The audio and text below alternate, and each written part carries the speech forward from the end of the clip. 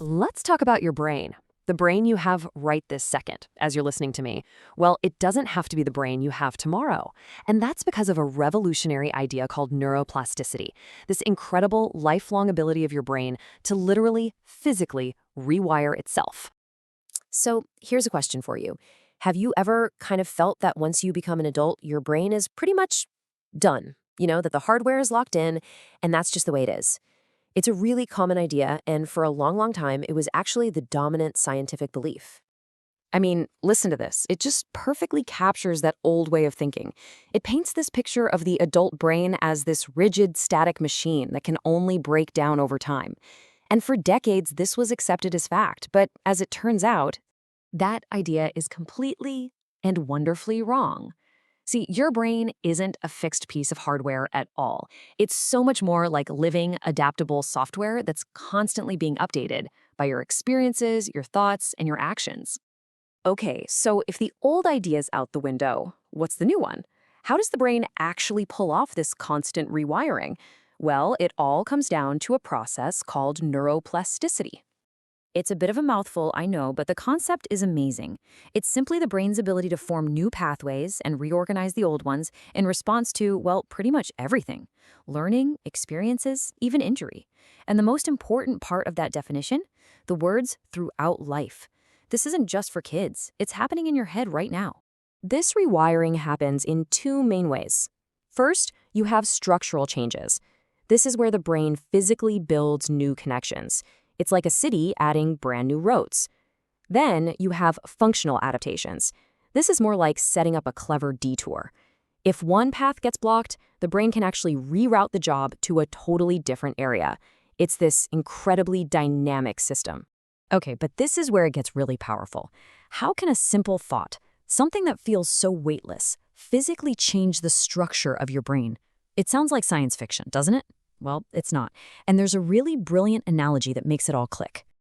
I want you to imagine your brain as a dense forest. The very first time you have a new thought or you try a new skill, it's like you're forcing your way through all the thick undergrowth. You create a very faint path, but it's hard to see. Now, if you have that same thought again tomorrow, you walk that same path.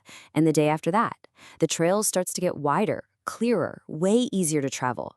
You keep doing that, and that little trail becomes a well-worn highway. It becomes the brain's default, most efficient route. You've literally carved a new habit into the physical landscape of your brain.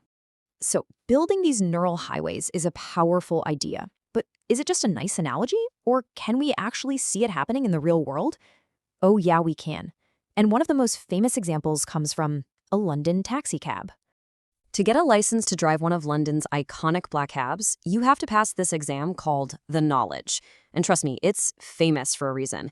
It is considered one of the most difficult memory tests in the entire world. People spend years, literally years, studying for it.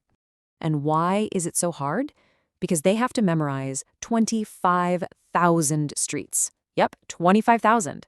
And not just the street names, they have to know every landmark, every business, and the most efficient routes between any two random points in that sprawling city. It's a monumental feat of memory. And here's the amazing part. Scientists scanned the brains of these driver trainees before they started studying, and then again after they passed the test. They were looking at a part of the brain called the hippocampus, which is crucial for spatial memory. And as you can see, they found a significant, measurable increase in its size. The intense training didn't just add information to their minds, it physically changed the structure of their brains. That's a fascinating story, for sure, but what does it mean for the rest of us who aren't trying to memorize London? Well, this is where this science becomes deeply personal. So here's the big takeaway. Your daily habits are physically shaping your brain every single day. But this whole process is neutral. It doesn't care if a habit is good or bad. The same mechanism that helps you learn guitar is the one that digs the ruts of procrastination or negative thinking even deeper. The real power is knowing that you are the architect. You can choose to strengthen the positive pathways you want and let the negative ones you don't use slowly fade away. So ultimately, it really just comes down to this simple, powerful idea. For centuries, we thought of our brains as something that just happened to us. But now we know that our brains are something we can actively build and improve throughout our entire lives. And that leaves us with one powerful question. Now that you know you can physically rewire the most complex object in the known universe, what will you teach your brain to do next?